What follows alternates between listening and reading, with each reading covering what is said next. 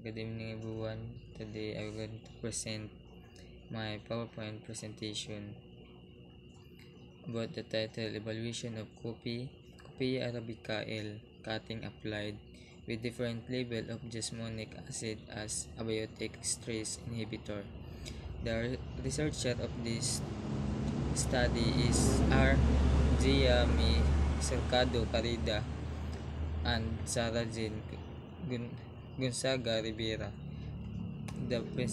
I am Adrian Bruce Imbang, the presenter, and it will pass to Ma'am Josephine A. Madayag. Introduction. Coffee is an important plantation crop belong to the family Rubiaceae, subfamily Cinchonidea, and the tribe Coffee by Locker B. 2019. Rubiaceae is the large flowering plant comprising of 650 genera and 1,300 species, which are largely tropical or subtropical, by Ruba et al. 2002.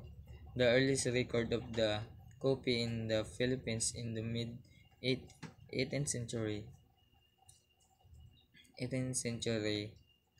Since its initial cultivation, coffee plants have thrived throughout a country, producing all kinds of coffee beans, such as Liberica, Excelsa, Robusta, and Arabica. The highest quality beans is grown mostly in tropical countries surrounding the equator between the tropical of Cancer and Capricorn.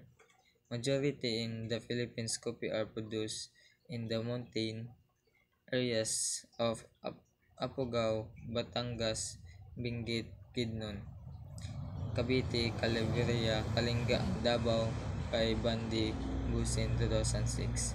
The shrub of this variety is smaller than Liberica and Robusta. Next is methodology or method.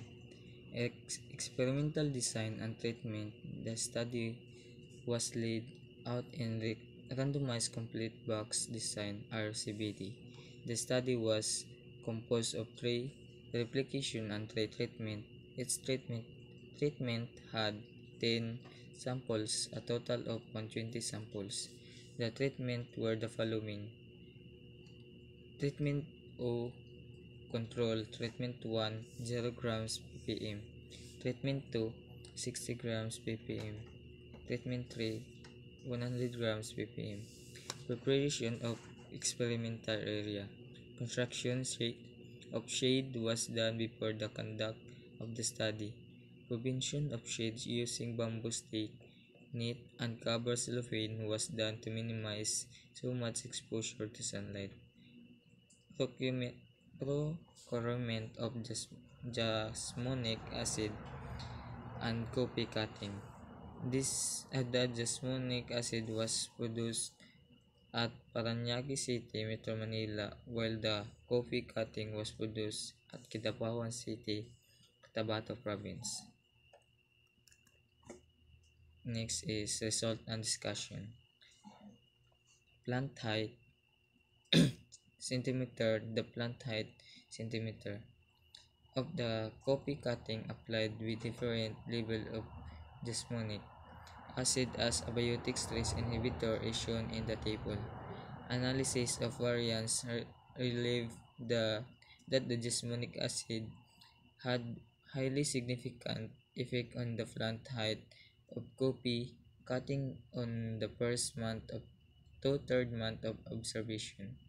The result showed that the first month after application of jasmonic acid 60 grams ppm treatment to produce the tallest plant with a mean value of 2.40 cm and statistically comparable to cutting applied with 40 grams ppm treatment 1 got a mean of 21.53 cm. Seedling applied with 100 grams ppm treatment 3 got mean of 21.20 cm, and copy cutting without application T0 got a mean of 21.0 cm. Next.